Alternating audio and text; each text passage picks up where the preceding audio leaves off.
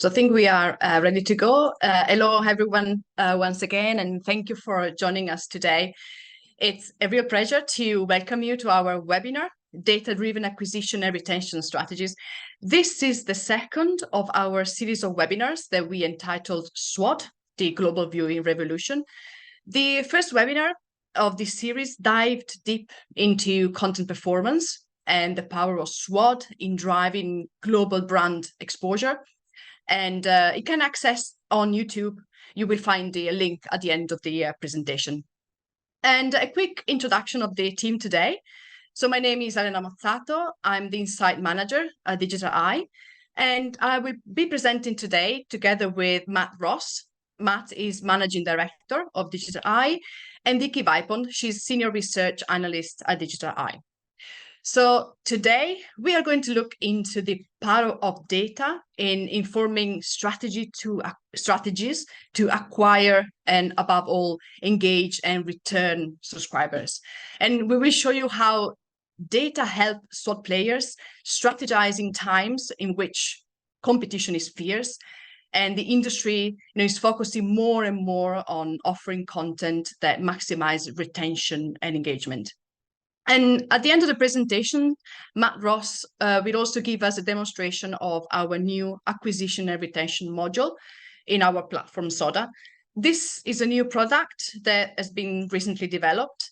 And together with the attendees of the first run of the other webinar, you're going to be the first to see this module and how it works and the type of insights that it offers. So a few housekeeping announcements just before we start. So the cameras and microphones are going to stay off for the entire duration of the webinar.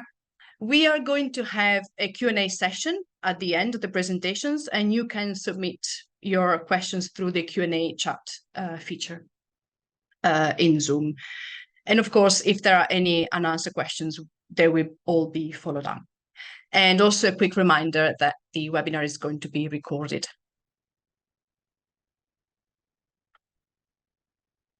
So I'm going to start with a little introduction of Digital Eye for those of you who are not familiar with the company.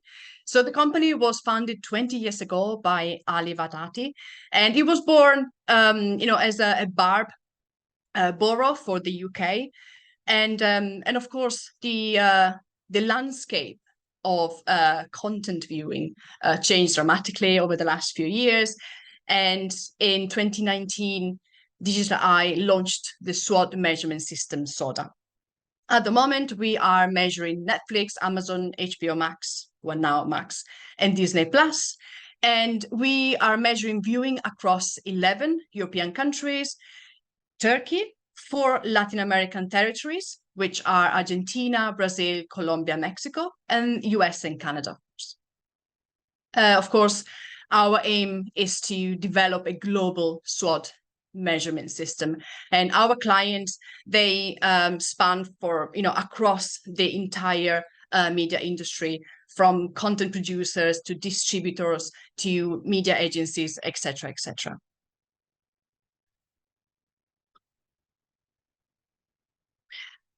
Looking into our SODA, SODA is our main product, and in SODA we measure any platforms that allowed users to access their personal viewing history. And of course, viewers value their viewing history, and so we do. And we reward them for sharing their data. Of course, one of the most important feature or quality of the data in SODA is that we work with managed panels, which make our data robust. And we can track all devices, all viewing online, offline, out of home, etc. And of course, we look at viewing at profile level rather than just at household level.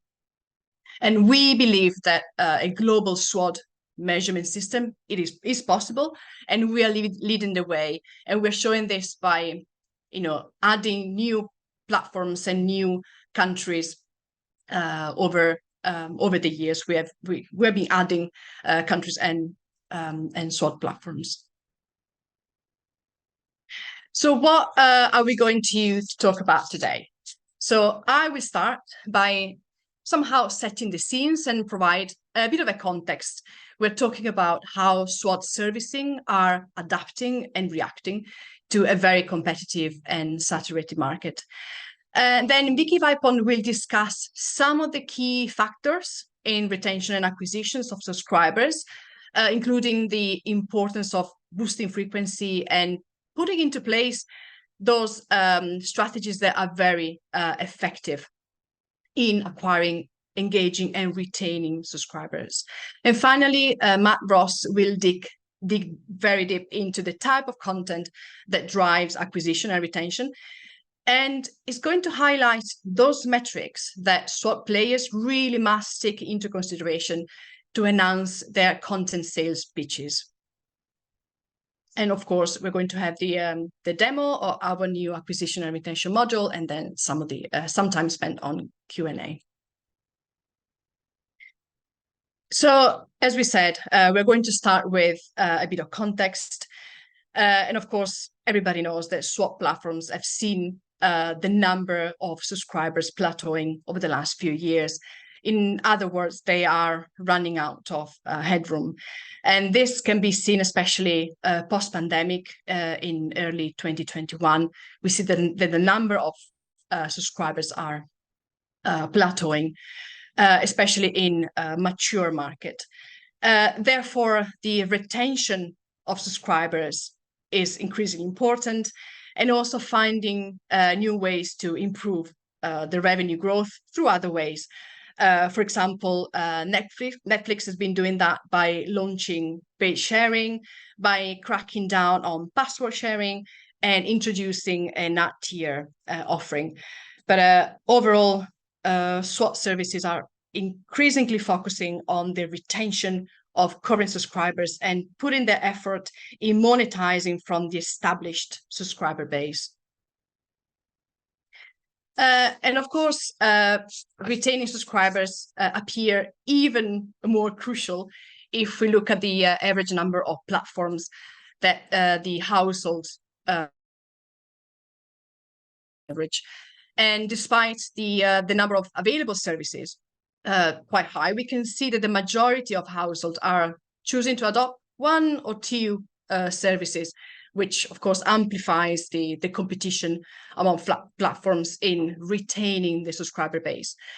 We can see that the US is an exception, with a large group of households having a big number of being subscribed to a higher number of platforms. So we said that a way for Netflix to create some extra headroom was the introduction of restricted policy in password sharing. Of course, this move caused a bit of a stir, has been the talk of the industry for quite some time, and perhaps this is not going to translate into immediate return for Netflix, but most certainly the platform is looking at the long-term effect.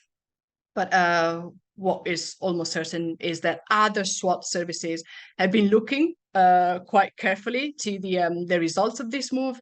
And just to name one, Disney has already announced that they will going to crack down on password sharing also in 2024. And of course, we can't exclude the other SWOT services with follow in the same path.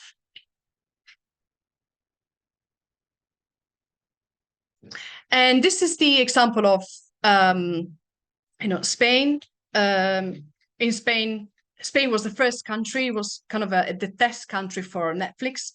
It was the first country where the crackdown on passwords password sharing was put in place, and we saw a shift in viewing from premium to standard account. And of course, Netflix said they expected a knee-jerk effect on the number of premium subscribers, but long-term returns. And the shift, in fact, meant a sort of a loss in learnings in the short term, but a higher number of subscription in the long term. And in the latest quarterly earnings report that are available, it's clear that the number of subscribers increased more than the revenue. And this was kind of consistent in EMEA, in US, and in LATAM. But I would say it's going to be interesting to see in October 18th, I think, is when the Q3 earnings report is coming out. It would be interesting to see if the average revenue per subscription is going to decrease. So it's something to keep an eye on. And of course, we have been looking at the ad tier type of plan.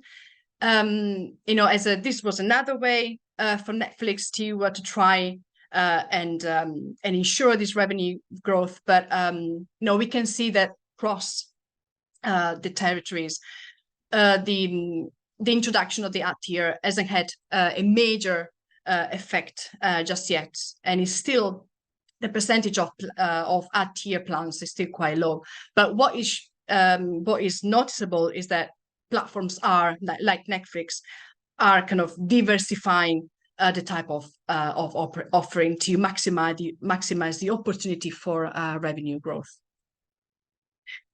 And of course, considering such a competitive environment and the number of subscribers that of course are they're not growing, are plateauing, the SWOT services really need to focus on content. And they need to offer content that is engaging and that keeps subscribers in the platforms. And so content analysis is paramount. And there are different types of analysis that we can do to look at the performance of content. But something that is extremely important is the live viewers. So why are live viewers important? So of course, live viewers, if a piece of content manage to engage live viewers, means that it makes live viewers less at risk of leaving the platform.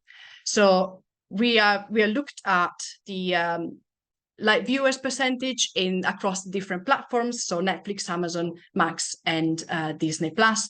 And of course, we have defined live viewers as those viewers that watch 15 or less than 50 minutes a day, medium viewers less than 2 hours, and then heavy viewers, those viewers who watch more than 2 hours a day. And of course, there are a higher percentage of live viewers in Max and Disney compared to Netflix.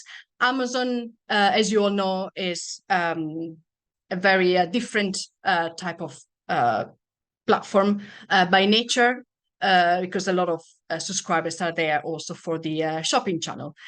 So this is kind of is a good way to compare platforms, but we have to bear in mind the different nature of the platforms. Of course, we have been looking at type of content that's been successful in engaging live viewers, and we have looked at the top content in Prime Video, and it's quite interesting to see that there's some formats that are incredibly successful, like LOL in Italy and Germany.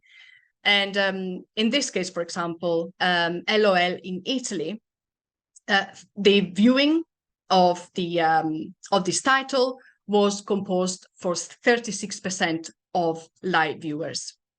And it's also very interesting to notice that Claxo Farm and the Grand Tour were among the top titles for engagement of live viewers. And these are two titles that are from the same presenter, Jeremy Clarkson. So there are different ways that we can look at this specific type of metric, and it's just very interesting to see how sometimes they might have a title might have a higher reach, but not being so successful in engaging with this type of viewers, live viewers, and therefore less successful in avoiding churn of subscribers. And we have also looked at LATAM, and again, LOL comes out as a very successful platform type of show in engaging live viewers. And so, some of the classic titles like The Boys and The Office US as well. But look at the first title, for example, Caravanas das Drags. It ranked 213, but the viewing of the title was consisted of 30% of light viewers. And now I'm going to hand over to Vicky, and she's going to talk a little more about boosting frequency for acquisition and retention. Cool. So other than appealing to light viewers, driving frequency can also be really good for a platform in terms of keeping people coming back and therefore reducing any churn in their subscribers. So a lot of the time when we have a look at sort of successful shows, we have a look at this metric, a top table by reach. Reach being how many unique accounts have watched that show. So we've got those classics, Black Mirror, Wednesday, Manifest, all hitting the top 10 in terms of reach on Netflix. However, we can have a look at other metrics which may favor sort of platforms when they're looking at which content they want to keep and invest in in order to sort of drive this frequency and avoid any churn. So another way we've had a look at frequency is looking at this top table of so also the platforms that we are measuring at the minute are monthly based subscriptions. So attaining subs over as many months as possible is really essential in order for revenue growth. Our top ranked title, Paw Patrol, has a value of 3.5 average months. This means for a typical Paw Patrol viewer, they have viewed Paw Patrol on an average of 3.5 separate months over the year, and so logged into that platform on 3.5 separate months. From a platform's perspective, the average number of months viewed is perhaps more important than the total reach, as it ensures their subscribers are continuing to visit their platform on a monthly basis and therefore paying that monthly subscription fee. We can see as we have a look at this table, kids content is a real winner in terms of these returning monthly subscribers, with shows such as Paw Patrol, we've got Gabby's Dollhouse, and Peppa Pig being front runners. Looking at Netflix now, and we're sticking with that sort of looking at frequency metrics. We've got a table here that's ranked by the number of times ranked in the weekly top 10. So we've got The Office US has ranked in the top 10 for 23 weeks. On Netflix, again, we see Paw Patrol coming through, that kids content coming through, which is concurrent with the nature of it, and why kids content is perhaps so valuable to a platform.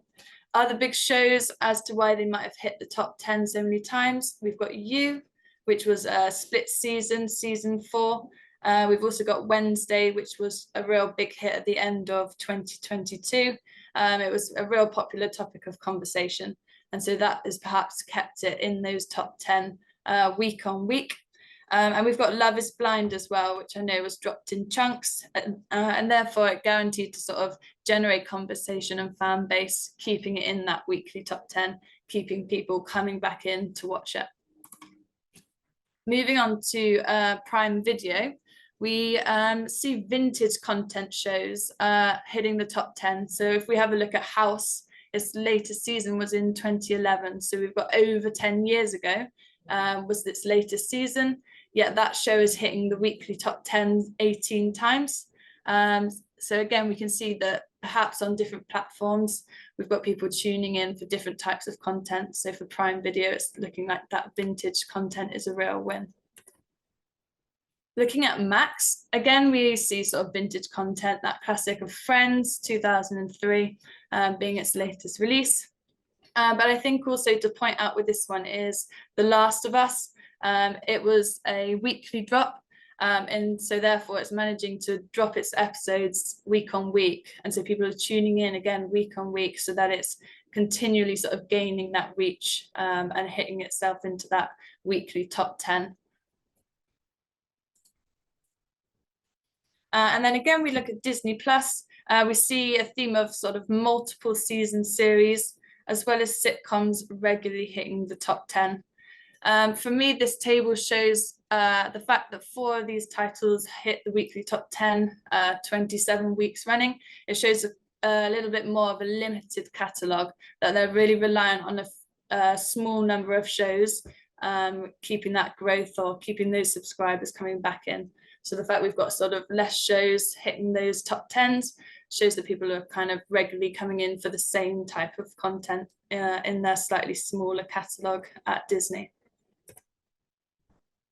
So not only do we want to drive frequency, release strategy is perhaps a kind of subsection of this. If we have a good release strategy, we're therefore going to be aiming to drive frequency. So these two kind of work together in order to use a good release strategy in order to drive frequency. Again, we look at Netflix here. If we look at these top tables, we can see they really favor a box drop when we're looking at season 1s. Obviously, we've got the exception of Harry and Meghan, which was split season. Dropping a season 1 all at once allows viewers to binge watch the content, hooking them in to the storyline, and allows them to sort of develop a loyal fan base and love for characters all in one sort of binge watch, if you want. It's not until these fan bases are hooked and that later seasons are released when Netflix can potentially be more risky and experiment with their release strategies. Once hooked, we can now see Netflix starts to experiment. So we have 2 graphs here. The top one of Dharma and Wednesday were both box dropped, compared to the bottom graph where we've got Ozark and Stranger Things. And we're having a look at our reach over time with the days since the days since released going along the bottom. We can see Dharma and Wednesday gather their reach in the first few days and tail off just after the 1 month mark. Ozark and Stranger Things at the bottom, however, both being more established pieces of content, were split season, allowing 2 extended periods of exposure, and therefore we can clearly see 2 viewing peaks. These peaks spread across more than 1 month, guaranteeing viewers to subscribe for yet another month and paying yet another subscription fee. Within this waiting period between the 2 releases, the subscribers are exposed to the platform, and therefore again increases the chance of these subs to get captivated with other shows. We also regularly see with a new season release, also gaining viewing from adopting new fans due to it being a subject of conversation. And so this split season really favors an opportunity for double the growth in terms of their fan base. Even within this, we can see Netflix are experimenting with release strategies, and even still within those split seasons, we can see they're really kind of experimenting with how long to leave it between the first half of the drop of the season and the second. So Stranger Things was a matter of sort of a month, whereas Ozark we can see was a lot longer than that. Looking at the same sort of thing, but over on Amazon Prime Video, we can see a weekly release with new content. So we can clearly see the peaks for Peripheral week on week, as that was a weekly drop. And it hit reach figures well into the 2nd month. So we can see those peaks every week, and therefore it's going into that 2nd month and therefore guaranteeing a second payment for their subscription. Whereas Terminal List, which was a box drop, kind of tails off just sort of into that 1 month. So you could binge watch that 1 month and then cancel your subscription. So the fact they've weekly dropped it is allowing it being topic of conversation again for longer, allowing people to sort of watch it over more than 1 month. Hello, everybody. Thank you, Vicky. I'm going to be talking you through the final section of the webinar today. Thank you for joining us. Good morning or afternoon, depending on where you are dialing in from today. what I'm going to be talking you through is a slightly new way of analyzing how content is driving value in terms of the two key things we're talking about today: acquisition and retention of subscribers. This is a piece of analysis that we've been developing over the past year, and we've been looking at different ways of cutting and looking at this data. And again, I'm going to show you at the end, as we've already talked about, a little module that we've built to allow to allow users of our data to go in and quickly extract this sort of information. So we're going to be really focusing on some of the metrics that are really hit at the heart at the value that content can drive in terms of acquisition and, again, retention of subscribers and re-engagement of subscribers. And that is new subscribers. So what is it the new subscribers are watching? And dormant subscribers. What is it that dormant or perhaps lapsed subscribers, people that have had a period of inactivity, what is it that brings them back into and re-engages them with a platform? So I'm going to talk you initially through how we've done this in terms of a methodology. So the first thing is we need to identify our respondents, our panelists who are either new, which is pretty straightforward in terms of, are they a new subscriber to that platform? Are they a brand new subscriber? Is it their first month or day of viewing? And then the second is the dormant viewers. So that is any subscriber that we can see is inactive on a platform for at least 30 days. So they've watched nothing over a period of 30 days, and then they are then re-engaged with that platform. Second stage is to then look at the content. What is it that they're watching? So what is it they're watching that brings them back in? And we've done that in two ways. For this analysis, we've looked at the first piece of content. So what is the first thing that brings them back in? What is the first thing that they watch? Or what is the first thing they watch when they're a brand new subscriber? And secondly, we're looking then over a period of a week. So instead of just looking at the first piece of content, we're looking over that first week. What are they watching in the first week? What re-engages them? What do they supplement that first piece of viewing with? And I think one of the things that we wanted to understand was not just what are people watching first, but also what is it they're watching past that period? Because it may not only be one piece of content that drives someone to a subscription, it might be the fuller offering. So we wanted to look over that longer period of time. It also gives us plenty more data to work with as well, which is great. And the third thing is to demonstrate that and display what shows are driving these two key areas: acquisition and retention of subscribers. So the first table I'm going to show you today looks across all of our SOTA regions. And again, we're starting with Netflix. We're looking across 2022. So this table is just a top list. And in that middle column there, you've got the number of accounts that watched that piece of content for the first time over the course of 2022. So that Stranger Things number is 247,000 accounts that subscribed and watched Stranger Things first. It was also the most popular show across Netflix across the year, in terms of across all of its series. So it's obviously a very, very strong performing show. But then you've also got something like Wednesday, again, another really strong performing show, both with either a new series or the first series released in 2022.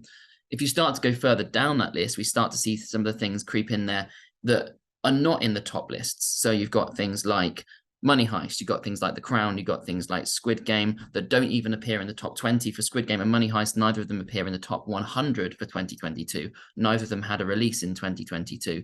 So they're not appearing in the top list when it comes to overall viewership of the subscriber base, but for new subscribers, they're right up there. And this is interesting, and it's something that we see as a bit of a trend, is that shows that are perhaps a bit more synonymous with the brand of Netflix are shows that do continuously well in terms of driving new subscribers to the platform. So these may not be subscribers who are subscribing because of Wednesday, or a new show like Wednesday, or a new show like Dharma. They are subscribers that are perhaps subscribing to Netflix generally, and therefore once they're into Netflix, they are then going to the content that is, like I said, the most associated with Netflix, type of content that has been very talked about over the past few years. You've got The Crown, you've got Squid Game, you've got Money Heist. So it's really interesting that these shows continue to be value drivers, even if they haven't got new series releases.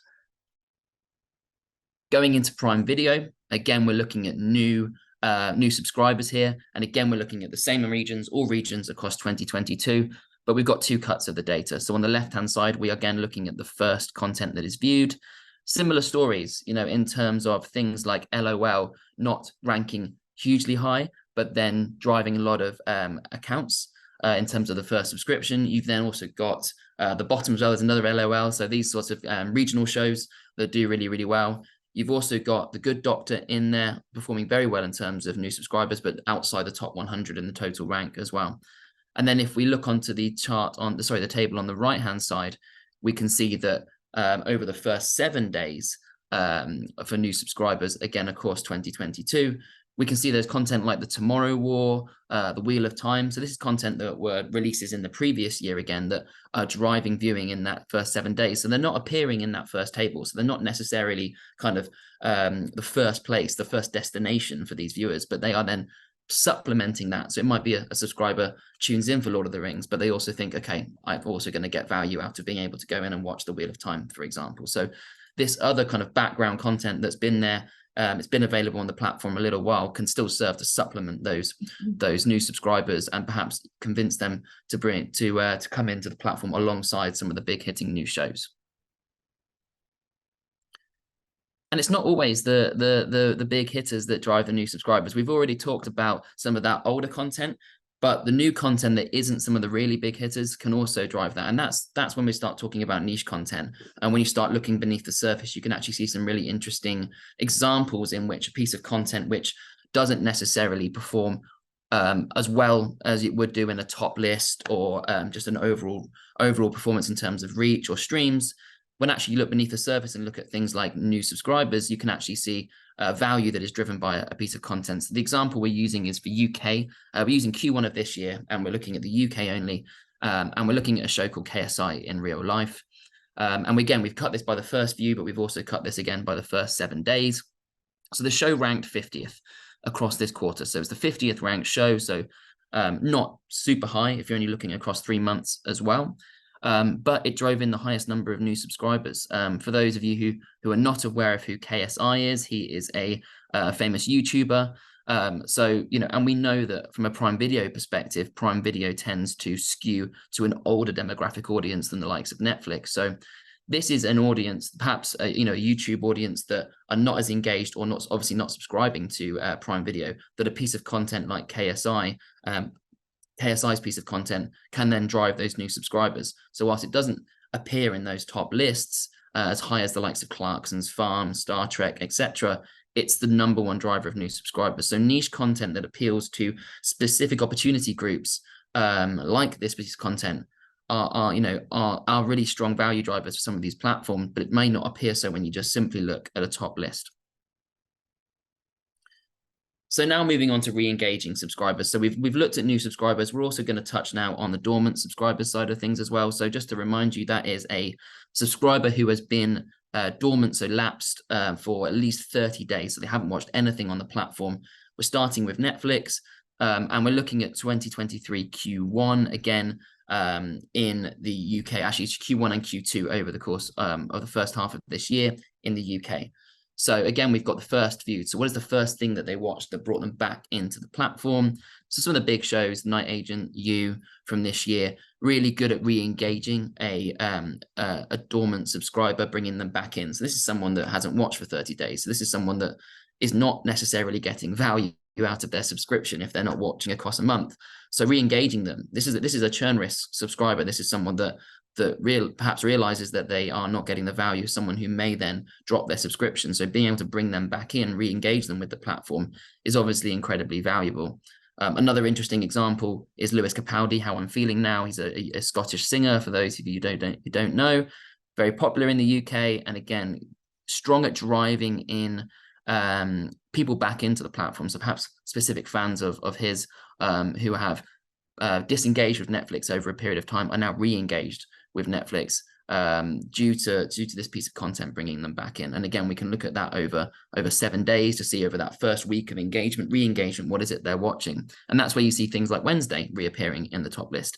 Black Mirror then also appears in that top list as well, which is interesting. So Wednesday not being a show that was released this year, but again, perhaps being, once you're re-engaged, perhaps then you're supplementing it with a show that was, you know, relatively recently kind of very, very popular and talked about. And there's also, furthermore, on the Netflix side of things, we're looking at local content and how that also has the power to drive returning subscribers as well. So we're just looking over Mexico in Q1 this year. And again, we can see on the first viewed content, you've got the Wednesday U, Night Agent. So the same usual suspects as the previous slide. But when we look in that first 7 days, that's then being supplemented by some local pieces of content as well. Daughter from Another Mother, Lorena del Sur are two shows that appear in that top list once we expand it out to 7 days. So again, it's interesting to see that perhaps these are the ones that are driving them back in, but it's keeping them then engaged over the course of that next week, because bringing them back in for one show has its value, but re-engaging them properly into the platform is obviously what they would want to do. So that is some of the key metrics that we've looked at in terms of utilizing these new two ways of looking at the data in terms of what is it the first thing they're watching and driving that acquisition of the subscriber. And then secondly, what brings people back in from a period of inactivity. I'm now going to turn to kind of take in some of the stuff that Elena and Vicky have also been through today and look at how we can incorporate that into a sort of mock sales pitch, for example, for a show, or an analysis of a show. Should this show be recommissioned? So we're going to use a Prime Video example of The Summer I Turned Pretty, and we're going to look at some of the key metrics around that title that a content salesperson or a content commissioner could look at in terms of, is that a valuable show? Should it be recommissioned as well? So we're going to start looking at that. And we're going to see some of the really key metrics. So we can start with the more general metrics. So you may want to report on the fact that it's got a reach of 12.8 million across all soda regions through from 2022 to July 2023. So it's reached a decent amount of subscribers. That equivalent of number of streams is over 174 million with 7 billion viewer minutes. So these are really big numbers that we can talk about in terms of driving overall viewing to the platform. It also ranked 20th. So across a period of time, 20th rank is a pretty highly ranked show, but we know there are shows that rank in the top 10s and the top 20s across these platforms that do not get a recommission. So it's not necessarily that this alone is that we can look at in terms of, should this show get a second series? Should this show be something that is recommissioned? So starting to look a bit further into those other metrics that we've talked about is a way in which we can establish perhaps why this show that we know has been recommissioned has been recommissioned. So the first of those is to go back to the light viewer analysis. So what we've done here is we've looked at The Summer I Turned Pretty, which is our darker green columns, versus the average, versus the total for Amazon. So in terms of percentage of viewing. So we've looked at those countries across the bottom. That's Germany, UK, Spain, France, Italy, and the Nordics. And that is from June 22 to May 2023. And we can see that for The Summer I Turned Pretty, if we take France, for example, 25% of its viewing in France came from light viewers. And again, that's viewers that are watching 15 minutes or less on average per day. So that's a viewer that's perhaps not getting as much value out of the platform as others, so perhaps more of a churn risk. And in the Nordics, that's 34%. In each of these cases, it's higher than the Amazon average. The Amazon average in the Nordics is 14% of viewing driven by light viewers, whereas UK is 12%. So in each of those cases, The Summer I Turned Pretty over-indexes, outperforms the average when it comes to driving light viewers. So again, reducing that risk of people churning their subscription. So again, that's another way that we can demonstrate that this show has really driven value for the platform and an argument for recommission. Second of those is to look at driver and new subscribers. So this is what we've already talked about. This is what we've just been through. But again, we can see where this show performs. So on the left-hand side, we can show it's the 4th biggest show in attaining new subscribers across Q2 and Q3 of 2022. So other than The Boys and Lord of the Rings and the Terminal List, it was the next best performer in terms of driving new subscribers. So not only is it appealing to a light viewer, retaining those subscribers, re-engaging perhaps a lighter viewer, it's also bringing in new subscribers. And on the right-hand side, we can see how that goes up to 163,000 when we look in the first 7 days as well. So that's, there's a decent number of subscribers that are being brought into the platform by this show. And again, we can then start looking at the number of re-engaged subscribers. So on the left-hand side, we can see that 606,000 lapsed Prime Video viewers or subscribers watched The Summer I Turned Pretty first after a period of inactivity of 30 days or more. So again, it's not just bringing in new subscribers, it's not just talking to light viewers, but it's also re-engaging dormant, almost kind of non-existent viewers for a period of time. And if we look over the 7-day period, that goes up to 922,000. So these are sizable numbers across these European-only territories to showcase the areas of value that this particular show is driving for Prime Video.